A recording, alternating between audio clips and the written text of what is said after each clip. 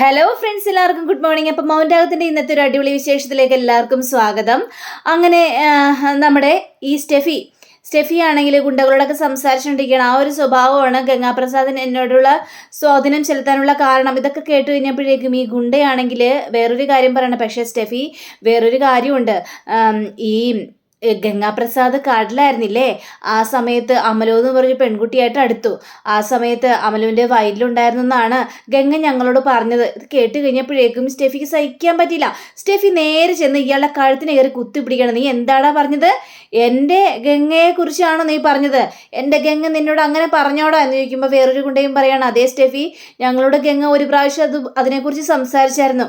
കേട്ട സ്റ്റെഫി അങ്ങനെ സ്തംഭിച്ചിങ്ങ് നിൽക്കാം. ഇല്ല, എൻ്റെ ഗംഗ ഒരിക്കലും അങ്ങനെ ചെയ്യില്ല. എന്നെ മറന്നുകൊണ്ട് അവൻ വിശ്വാസവഞ്ചന കാണിക്കില്ല. അങ്ങനെ വിശ്വാസവഞ്ചന കാണിക്കുന്നവനല്ല എൻ്റെ ഗംഗ. നിങ്ങൾ എന്തൊക്കെ പറഞ്ഞാലും അവനെക്കുറിച്ച് ഞാൻ ഇങ്ങനെയൊന്നും വിശ്വസിക്കില്ല എന്ന് പറയാണ്. അയ്യോ സ്റ്റെഫി, വേറെ കൊണ്ടല്ല, ഞങ്ങളോട് അങ്ങനെ പറഞ്ഞുകൊണ്ട് സ്റ്റെഫിയോട് പറഞ്ഞെന്ന് മാത്രമേ വേണ്ട വേണ്ട, എനിക്കൊന്നും അറിയണ്ട. എനിക്കിപ്പോൾ ഗംഗ എവിടെയുണ്ടെന്ന് മാത്രം അറിഞ്ഞാൽ മതി. ഇനി ഞാനൊരു പരാതി കൊടുക്കാൻ പോവാണെന്ന് നിങ്ങളോട് പറഞ്ഞല്ലോ. ഗംഗയെക്കുറിച്ച് അന്വേഷിക്കണം. ഇനി അഥവാ ഗംഗയ്ക്ക് എന്തെങ്കിലും സംഭവിച്ചിട്ടുണ്ടെങ്കിൽ ഗംഗയോടൊപ്പം ഞാനും പോകും. പക്ഷേ ഞാൻ പോകുന്നതിന് മുമ്പ് തന്നെ ഗംഗയെ ആരാണ് അവസാനിപ്പിച്ചത് അവരെ എല്ലാവരെയും നിയമത്തിന് മുന്നിൽ കൊണ്ടുവന്ന് തക്കതായ ശിക്ഷകളെല്ലാം മേടിച്ചു കൊടുത്തിട്ടേ ഞാൻ ഈ ഭൂമി വിട്ടു പോകുള്ളൂ. ഗംഗ ഒരിക്കലും എന്നെ ചതിക്കുമെന്ന് എനിക്ക് തോന്നുന്നില്ല. അവനോടൊപ്പം കൂടിയതാണ് ഞാൻ.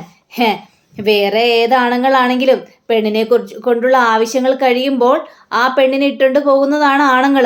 പക്ഷേ ഗംഗ അങ്ങനെയല്ല. എനിക്ക് എന്താപത്ത് വന്നിട്ടും ഏതൊരു സാഹചര്യത്തിലും അവൻ എന്നോടൊപ്പം തന്നെ കൂടെ നിന്നിട്ടുണ്ട്.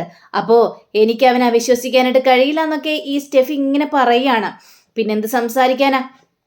അങ്ങനെ സ്റ്റെഫി അവിടെ നിന്ന് പോവുകയാണ്. അപ്പം സ്റ്റെഫി അവിടെ നിന്ന് പോയി കഴിഞ്ഞപ്പോഴേക്കും ഈ രണ്ട് ഗുണ്ടകളും കൂടി ഇരുന്നിങ്ങനെ സംസാരിക്കുകയാണ്. ഇനിയിപ്പോൾ സ്റ്റെഫിയോട് പറഞ്ഞിട്ട് ഒരു കാര്യമില്ലല്ലോടാ. ഗംഗ ഇനി എവിടെ പോയോ എന്തോ, അവൻ എല്ലാവരും കൂടി കൂട്ടി തല്ലിക്കൊന്നോ എവിടെയെങ്കിലും കായലെറിഞ്ഞോ ഒരു വിവരവും ഇല്ല. ഇനി അവൻ രക്ഷപ്പെട്ടോ എന്ന് പോലും അറിയില്ല. പക്ഷേ നമ്മൾ അമലുവിൻ്റെ കാര്യം പറഞ്ഞിട്ട് പോലും സ്റ്റെഫി ഇത് വിശ്വസിക്കാൻ തയ്യാറല്ല. ഈ ഗംഗ നമ്മളോട് പറഞ്ഞ കാര്യമാണല്ലോ, അമലുവിൻ്റെ വയലുണ്ടാക്കി കൊടുത്തിട്ടാണ് ഇങ്ങോട്ട് പോകുന്നതെന്നൊക്കെ ഇവർ നമ്മളോട് പറഞ്ഞ കാര്യങ്ങളാണല്ലോ. എന്ത് ചെയ്യാനാടാ, സ്റ്റെഫി വിശ്വസിക്കണമെങ്കിൽ വിശ്വസിക്കട്ടെ. അവളെയും കുറ്റം പറയാനായിട്ട് പറ്റില്ല. കാരണം അത്രയ്ക്കും ഗംഗയെ വിശ്വസിച്ചിട്ടുണ്ട്. അപ്പോൾ പിന്നെ എന്ത് പറയാനാ നമ്മൾ എന്ന് പറഞ്ഞുകൊണ്ട് ഇവരങ്ങനെ ഗംഗയെയും അതേപോലെ തന്നെ സ്റ്റെഫിയെ കുറിച്ചൊക്കെ സംസാരിക്കുകയാണ്.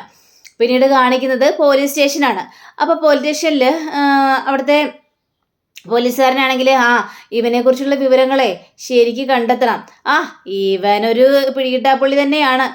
എത്ര നാശങ്ങളവൻ സൃഷ്ടിച്ചേക്കണമെന്ന് അറിയാമോ? എത്രയും പെട്ടെന്ന് കണ്ടെത്തണം. അങ്ങനെയൊക്കെ ഇവരിങ്ങനെ സംസാരിച്ചുകൊണ്ടിരിക്കുമ്പോഴാണ് സ്റ്റെഫി കയറി വരുന്നത്. നീയോ? നീ പരോളിലിറങ്ങിയതല്ലേ, പിന്നെ എന്തിനാണ് നീ ഇങ്ങോട്ട് വന്നത് എന്ന് ചോദിച്ചു കഴിഞ്ഞപ്പോഴേക്കും അത് പിന്നെ സാറേ എന്താ സൈൻ ചെയ്യാൻ വേണ്ടി വന്നാണോ? അതെ സാറേ, ഞാൻ സൈൻ ചെയ്യാൻ വേണ്ടി വന്നാണെന്നും പറയാണ്. അങ്ങനെ ശരി, എന്താടി പരോളിലിറങ്ങിയിട്ട് നീ എന്തെങ്കിലും കുരുത്തക്കേട് ഒപ്പിച്ചോ?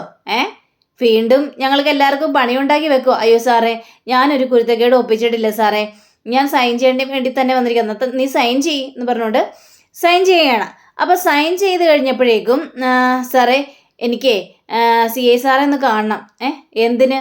അദ്ദേഹത്തെ എന്തിനാണ് നീ കാണുന്നത് എന്ന് ചോദിച്ചപ്പോഴേക്കും സാർ എനിക്കൊരു പരാതിയുണ്ട്. എന്താടി, നിന്നെ എല്ലാവരോടും മേഞ്ഞോ എന്നിങ്ങനെ ചോദിക്കുകയാണ്. ഇത് കേട്ട് കഴിഞ്ഞപ്പോഴേക്കും വേറെ പോലീസുകാരൻ പറയുകയാണ്, ഇല്ല സാറേ, ഇവളതിന് വനിതാ സെല്ലല്ലേ കിടക്കുന്നത്, പിന്നെ ആര് ഇവൾക്കിട്ട് കൊടുക്കാനാ?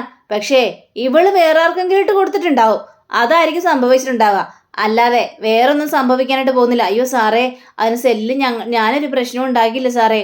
പക്ഷേ ഞാൻ പറഞ്ഞല്ലോ, എനിക്കൊരു പരാതി ഉണ്ടായിരുന്നു. ഈ ജയിലിൽ കിടക്കുന്നവരുടെ പരാതി പോലീസുകാരൊക്കെ പരിഗണിക്കണമെന്നാണല്ലോ. അപ്പം അതുകൊണ്ട് എൻ്റെ മനസ്സിലൊരു പരാതിയുണ്ട്. ആ പരാതി കൊടുക്കാൻ വേണ്ടി തന്നെയാണ് സാറേ ഞാൻ വന്നത് എന്ന് പറയാ. ഓ എങ്കിൽ പറ, എന്താ നിന്റെ പരാതി? ഒന്ന് കേൾക്കട്ടെ. അപ്പോൾ സ്റ്റെഫി ഒന്നും മിണ്ടാൻ നിൽക്കുക. ഓ അത് ശരി, അപ്പോൾ എന്നോട് പറയാനുള്ള മനസ്സ് നിനക്കില്ല അല്ലേ? അപ്പോൾ CI സാറോട് പറയാൻ മാത്രമേ നീ വന്നതാണല്ലേ? ഇത് കേട്ട് കഴിഞ്ഞപ്പോഴേക്കും അതേ സാറേ, എനിക്ക് CI സാറോടാണ് കാര്യങ്ങളെല്ലാം സംസാരിക്കാനുള്ളത്. എനിക്ക് CI സാറോട് തന്നെ പറയണം. അതുകൊണ്ട് എന്നെ ഒന്ന് സംസാരിക്കുമെന്ന് പറഞ്ഞപ്പോഴേക്കും ശരി, നിന്റെ പരാതി നീ അവഗണിച്ചെന്ന് വേണ്ട. നീ ഏതായാലും ഇങ്ങോട്ട് തന്നെയല്ലേ വരാനുള്ളത്. അതെ സാറേ, ഞാനൊരു പ്രശ്നത്തിനുമില്ല.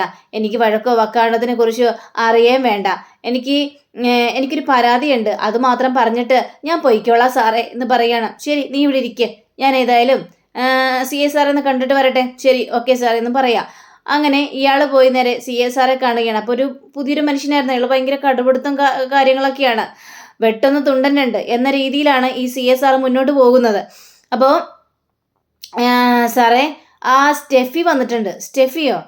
ആ അതെ സാറേ, വനിതാ സെല്ലിൽ കിടന്ന സ്റ്റെഫിയെ. ഓ, മനസ്സിലായി. മനസ്സിലായി. അവൾ ഒരുപാട് പ്രശ്നങ്ങളെല്ലാം ഉണ്ടാക്കിയിട്ടാണല്ലോ ഇവിടെ നിന്ന് പോയത്. കേട്ടിഞ്ഞപ്പോഴേക്കും അതേ സാറേ, അവളിപ്പോൾ പരോളിൽ ഇറങ്ങിയിരിക്കുകയാണല്ലോ. അവൾക്ക് എന്തോ പരാതിയുണ്ടെന്നൊക്കെ പറഞ്ഞുകൊണ്ടാണ് വന്നിരിക്കുന്നത്. ഒരു ക്രിമിനൽ തന്നെയാണല്ലോ അവൾക്ക് എന്ത് പരാതിയാണെന്ന് എന്നോട് പറഞ്ഞില്ല, സാറോട് നേരിട്ട് തന്നെ പറയണമെന്നാണ് അവൾ പറഞ്ഞിരിക്കുന്നത്. ഓ, എന്നോട് നേരിട്ടോ? അതെ സാറേ. അപ്പം അത് വലിയൊരു കാര്യമായിരിക്കണമല്ലോ. അതേ സാറേ എന്ന് പറയണം. ശരി, എങ്കിൽ പിന്നെ അവളെ വിളിക്ക് എന്ന് പറയണം. അങ്ങനെ ഇയാൾ നേരെ ചെന്ന് സ്റ്റെഫിയോട് പറയണം, നിന്റെ ആഗ്രഹം സാധിച്ചു, CA സാർ തന്നെ വിളിക്കുന്നുണ്ട്, നിന്റെ പരാതി കേൾക്കാനായിട്ട് തയ്യാറാണ് എന്നാണ് അദ്ദേഹം പറഞ്ഞത്. നീ ഏതായാലും ചെല്ലാൻ നോക്ക്. ഓക്കെ, താങ്ക് യു സാർ എന്ന് പറഞ്ഞുകൊണ്ട് സ്റ്റെഫി നേരെ അകത്തേക്ക് കയറി ചെല്ലുകയാണ്. കൂടി ഇയാളും കയറി ചെല്ലുകയും ചെയ്തു. അങ്ങനെ സ്റ്റെഫി അല്ലേ? അതെ സാറേ, ഞാൻ സ്റ്റെഫി തന്നെയാണ്. നീ വലിയ ആളാണെന്നൊക്കെ ഞാൻ അറിഞ്ഞു. എന്താണ് നിന്റെ പ്രശ്നം? നീ ഗംഗാപ്രസാദിൻ്റെ വലിയ ആളല്ലേ? ഗംഗാപ്രസാദിൻ്റെ കാമുകി. ഇതൊക്കെ കിട്ടിയപ്പോഴേക്കും അതേ സാറേ, ഗംഗയുടെ കാമുകി തന്നെയാണ് ഞാൻ. ഓ, നിനക്ക് എന്ത് പരാതിയാണ് അവ പറയാനുള്ളത് എന്ന് പറഞ്ഞപ്പോഴേക്കും സ്റ്റെഫി മറ്റുള്ള പോലീസുകാരെയൊക്കെ ഒന്ന് നോക്കുകയാണ്. ഓ, ഇവിടെ നിൽക്കുന്നത് കൊണ്ടാണ് നീ ഒന്നും പറയാത്തത്. ശരി, എങ്കിൽ പിന്നെ അവരെ ഞാൻ പറഞ്ഞയച്ചേക്കാം. എടോ, താഴ്ന്ന് പുറത്ത് നിന്നേ, ഞാൻ ഏതായാലും ഇവളുടെ പരാതി ഒന്ന് കേൾക്കട്ടെ. ഓക്കെ സാറേ എന്ന് പറഞ്ഞുകൊണ്ട് ആ പോലീസുകാരൻ പുറത്തേക്ക് ഇറങ്ങി പോവാണ്. ഇനി പറ, നിനക്ക് എന്താണ് പരാതി ഉള്ളത്? നീ അത് പറയൂ സ്റ്റെഫി എന്നിങ്ങനെ പറഞ്ഞപ്പോഴേക്കും സാർ ഗംഗയെ കാണാനില്ല സാർ. അവനൊരു പിടികിട്ടാപ്പുള്ളിയല്ലേ? ഞങ്ങളുടെ മുന്നിലും പിടികിട്ടാപ്പുള്ളി തന്നെയാണ്.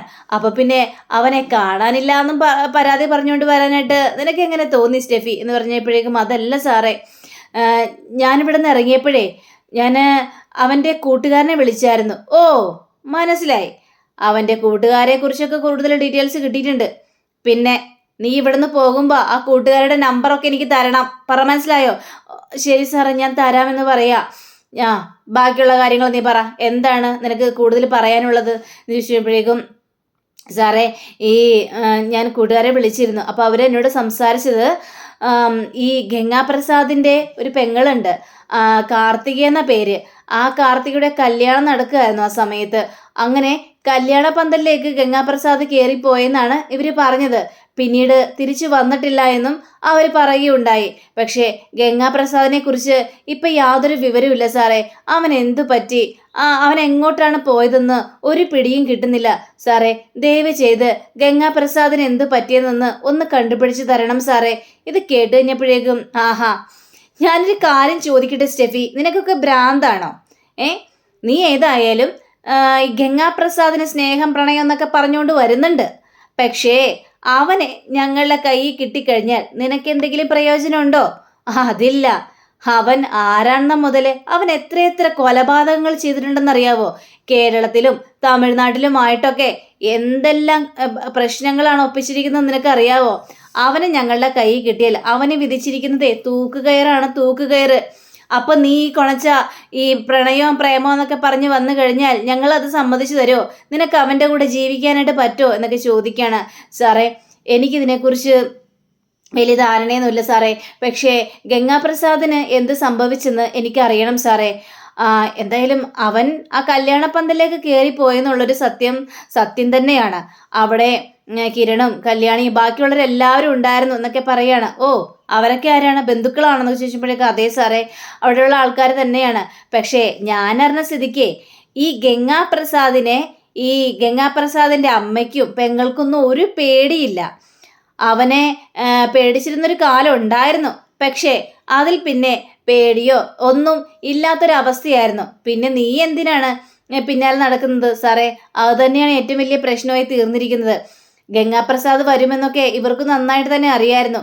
ഗംഗാപ്രസാദ് വരുന്നതും കാത്തിരിക്കുകയായിരുന്നു അവിടെയുള്ള സകല ആൾക്കാരും. അതുകൊണ്ട് തന്നെയാണ് സാറേ എനിക്കൊരു സംശയം തോന്നിയത്. എങ്ങനെയെങ്കിലും ഗംഗാപ്രസാദിനെ കണ്ടുപിടിച്ച് ഒന്ന് തന്നാൽ മാത്രം മതി സാറേ എന്ന് പറയണം. ശരി, ഞങ്ങളൊന്ന് അന്വേഷിക്കട്ടെ.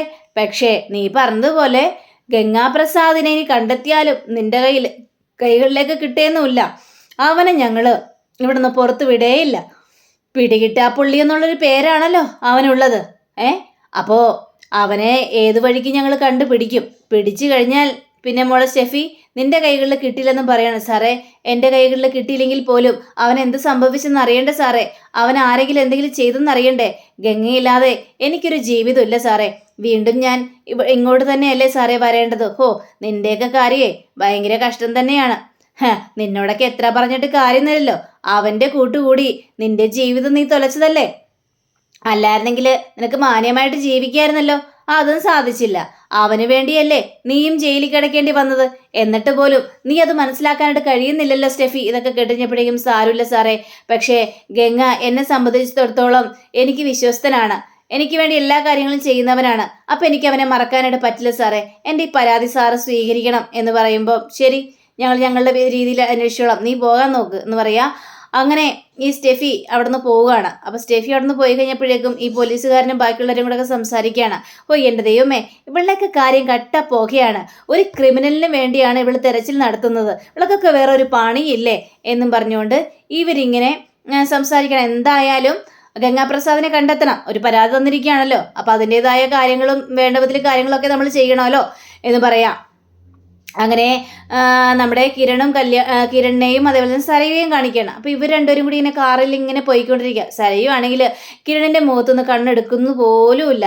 അപ്പോൾ കിരൺ പറയാണ്, സരയു നീയേ വല്ലാതെ മാറിയിട്ടുണ്ട് കേട്ടോ സരയു. പിന്നെ വേറൊരു കാര്യം കൂടി ഉണ്ട്, നീ കമ്പനിയിലെ നല്ല സ്വാധീനം ചെലുത്തുന്നുണ്ട്. നിന്റെ വർക്കൊക്കെ അടിപൊളിയാണ്.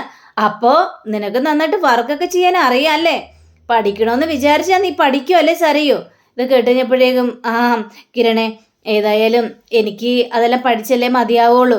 കാരണം ഒരു വരുമാനം ഇല്ലാത്തൊരു സ്ഥിതിക്ക് കിരണിൻ്റെ കമ്പനിയിൽ ജോലി തന്നതാണ് എനിക്ക്. അപ്പോൾ അതിൻ്റെതായ രീതിയിൽ ഞാൻ എല്ലാ കാര്യങ്ങളും മുന്നോട്ട് കൊണ്ടുപോകണ്ടേ.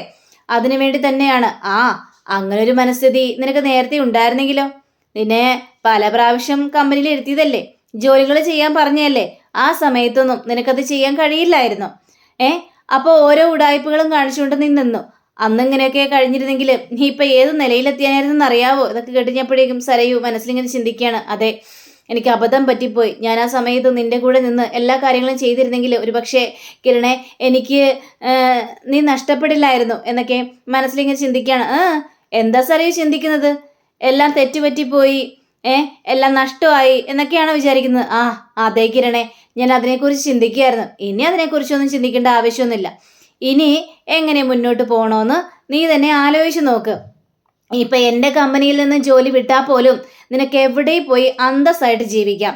കല്യാണിയുടെ കാര്യം ഒന്ന് ആലോചിച്ച് നോക്കിക്കണ്ടേ. അവൾക്ക് മിക്ക ജോലികളും അറിയായിരുന്നു. നമ്മളുടെ കമ്പനിയിലേക്ക് കല്യാണി ജോലിക്ക് വന്നപ്പോൾ അവൾക്ക് അത്യാവശ്യം വേണ്ട വിധത്തിൽ കാര്യങ്ങളെല്ലാം ചെയ്യാൻ അറിയായിരുന്നു. പിന്നെ ഒരു ദിവസം കല്യാണി പടം വരക്കുന്ന ആ ഒരു സീൻ കണ്ടപ്പോഴേ ഞാൻ അവളങ്ങോട്ട് ഏറ്റെടുത്തു. പിന്നെ നമ്മുടെ കമ്പനിക്ക് വേണ്ടി ഇന്ത്യയിൽ വർക്ക് ചെയ്യലായിരുന്നു അവളുടെ ജോലി. അങ്ങനെ അവൾ ഉയർച്ചയിലേക്ക് പോയതല്ലേ.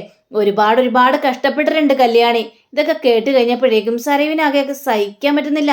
എന്തിനാ കിരണേ നീ കല്യാണിയെ എൻ്റെ മുന്നിൽ ഇങ്ങനെ പുകഴ്ത്തുന്നത്? ഇതൊക്കെ കാണുമ്പോൾ എനിക്ക് സഹിക്കാൻ പറ്റുന്നില്ല. എൻ്റെ നെഞ്ച് കിടന്ന് പെടയുകയാണ്. അപ്പോൾ വീണ്ടും കിരൺ ചോദിക്കുകയാണ്, എന്താ സരയു, നീ എന്താ ആലോചിക്കുന്നത്? പഴയ കാര്യങ്ങളെല്ലാം ആലോചിച്ച് പോയതാണോ? അതേ കിരണേ, ഞാൻ പഴയ കാര്യങ്ങളെല്ലാം ആലോചിച്ചതാണ്. സരയു, നമുക്ക് എവിടെയെങ്കിലും പോയി ഒരു ചായ കുടിച്ചാലോ? അതിനെന്താ, എവിടെയാണ് പോകേണ്ടത്? എവിടെയാണെങ്കിലും നമുക്ക് പോയി ഒന്ന് ചായ കുടിക്കാം. ഇത് കഴിഞ്ഞപ്പോഴേക്കും അത് പിന്നെ ഏതെങ്കിലും ഒരു തട്ടുകടത്തിൽ നിർത്തിയാൽ മതി കിരണേ. എനിക്ക് എന്തായാലും കുഴപ്പമില്ല, നിന്റെ പോലെ വരുന്നത്, അതുകൊണ്ട് എന്തായാലും കുഴപ്പമില്ല എന്ന് പറയണം. ശരി, തട്ടുകടയെങ്കിൽ തട്ടുകട എന്നിങ്ങനെ കിരണൻ സംസാരിക്കുകയാണ്. അങ്ങനെ കിരൺ ദേ ആ തട്ടുകട നിനക്ക് ഓർമ്മയുണ്ടോ സരയു എന്ന് പറഞ്ഞിട്ടൊരു തട്ടുകട കാണിച്ചു കൊടുക്കുകയാണ്. പിന്നെ അല്ലാതെ എത്ര പ്രാവശ്യം നമ്മൾ ഇവിടെ വന്ന് ചായ കുടിച്ചിട്ടുണ്ട്.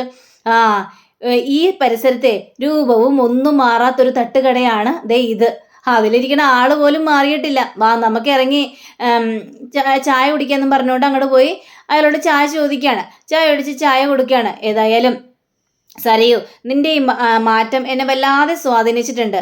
നീ വീട്ടിലായിരുന്നപ്പോഴേ നിന്റെ സ്വഭാവം ആലോചിക്കുമ്പോൾ പേടി തോന്നിയിട്ടുണ്ട്. നീ ആ പഴയ സരയുവേ അല്ല.